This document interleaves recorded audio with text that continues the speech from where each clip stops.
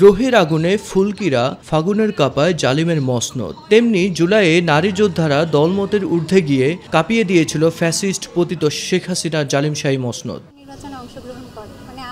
জুলাই অভ্যুত্থানের বর্ষপূর্তিতে ঢাকা বিশ্ববিদ্যালয়ের কলাভবন সংলগ্ন বটতলায় আয়োজিত হয় জুলাই আলোকচিত্র প্রদর্শনী। আলোকচিত্র প্রদর্শনীর পাশাপাশি গ্রাফিতি, ব্যানার সাজায় সজ্জিত হয় স্মৃতিবিজড়িত বটতলা। ছুটে আসে স্কুল কলেজের কোমলমতি ছাত্রীরা। আমি চাই যেন আমাদের বাংলাদেশ একটু ভালো হয়ে গড়ে ওঠে, মানে যেভাবে আছে সেভাবে যেন গড়ে ওঠে। মানে এভাবে যে নারীদেরকে যে ধর্ষণ এগুলো করা হয়েছে, কিন্তু এগুলো কিন্তু মানে এভাবে যেন গড়ে না ওঠে। আমি চাই যেন আমাদের দেশ যেভাবে আছে সেভাবে যেন গড়ে ওঠে। এর আগে আসলে আমার এই অনুষ্ঠানগুলোতে আসা হয়নি, এই প্রথমবার আমি এরকম বড় কোনো অনুষ্ঠানে এসেছি। তো ফার্স্ট টাইম এসে আমার অনেকই ভালো লাগতেছে, অনেক সুন্দর করে ডেকোরেশন করছে, অনেক কিছু করেছে। আমার এই এনভায়রনমেন্টটা অনেক আমার ভালো লেগেছে। দুর্বিষহ স্মৃতি এবং ফ্যাসিজমের মর্মান্তিক কথা তুলে ধরেন আন্দোলনের সম্মুখ সারির এসব শিক্ষার্থীরা।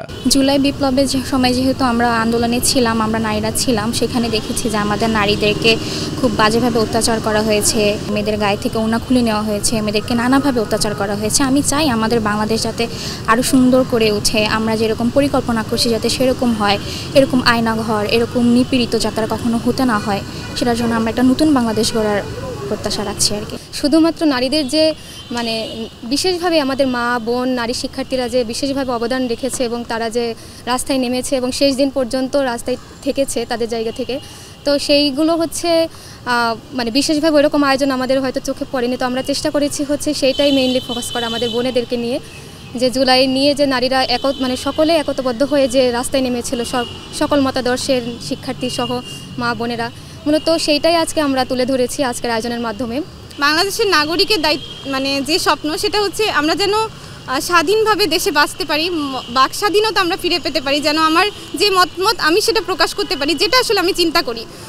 এটাতে হচ্ছে কেউ কোনো ধরনের আমাকে জঙ্গি ট্যাগ দিবে না, অন্য কোনো ধরনের ট্যাগিং কালচারটা থাকবে না, এবং গুম খুন হত্যা আসলে এখনও আমরা স্বাধীন হতে পারলেও আমরা জীবনের নিরাপত্তা পাচ্ছি না বাংলাদেশে।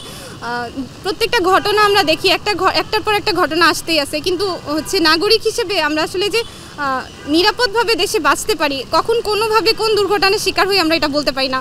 তো আসলে আমরা জীবনের নিরাপত্তা চাই। জুলাই আন্দোলনে নারীদের অবিস্মরণীয় অবদান এবং আকাঙ্ক্ষার প্রতিফলনের বহিঃপ্রকাশ হবে বলে মনে করেন আয়োজক সংগঠন ইসলামী ছাত্রী সংস্থার ডাবি সভানেত্রী। জুলাইয়ের 1 বছর পরে এসে আমরা দেখতে পাচ্ছি যে জুলাই শহীদদের প্রত্যাশা অনেকাংশেই পূরণ হয়নি।